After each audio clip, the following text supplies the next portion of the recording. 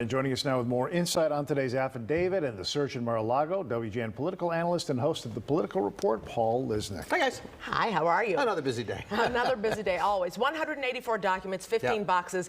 Did the affidavit tell us what we were looking for as far as the media and the public? It told us some stuff, but it didn't tell us what we wanted. We still don't know, why did President Trump want these documents at Mar-a-Lago? Why did they end up at Mar-a-Lago? What was he planning to do with them?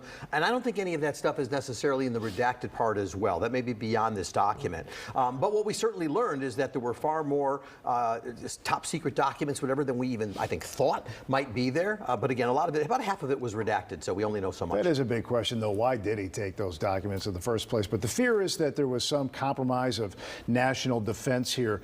What's the likelihood that you'll see evidence of actual obstruction of justice?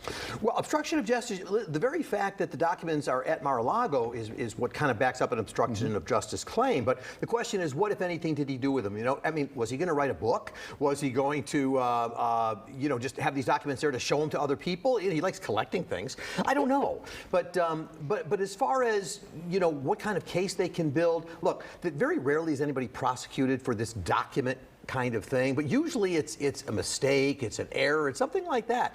This clearly, and since we now have evidence that apparently when they were coming to get the boxes, he himself went through them to look through them. Some of these boxes had like articles with newspaper clips and a top secret document mixed in there. Handwritten notes. And handwritten notes, just all of this stuff is, and I think the reason they put the bit about the handwritten notes in the app and released that to us, I think the reason we know that is because it shows that he can't say I had nothing to do with these, I didn't touch anything. He touched them, he wrote on them. Why do you think Trump wanted the affidavit released? Well, I don't know that he really did, because at the hearing, Micah, you know, his lawyers were in the courtroom and they didn't speak up. Yeah. And in fact, it raised the question, when you don't speak up, are you even waiving your right to speak up down the line?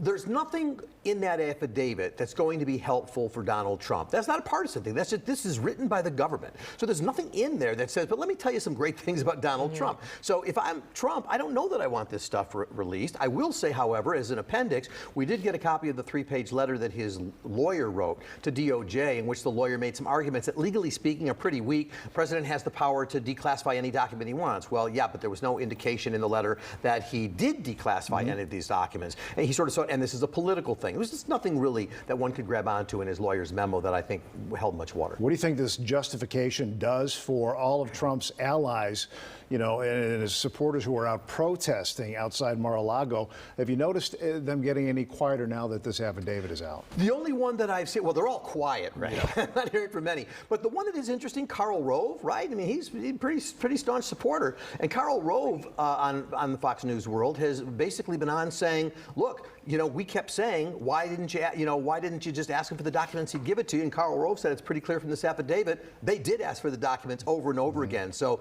you know, if you've lost Karl Rove, that raises a question. I think what you really have going on here is that because people say, why did they wait? Why did they wait? What you saw was a lot of deference being shown to the former president. Had you had the documents, Micah, or you or me, we'd all be in jail right now. But there would not have been this year-long process of, would you give them over? How do we do this? So I think it went from deference to alarm once they started looking inside the box.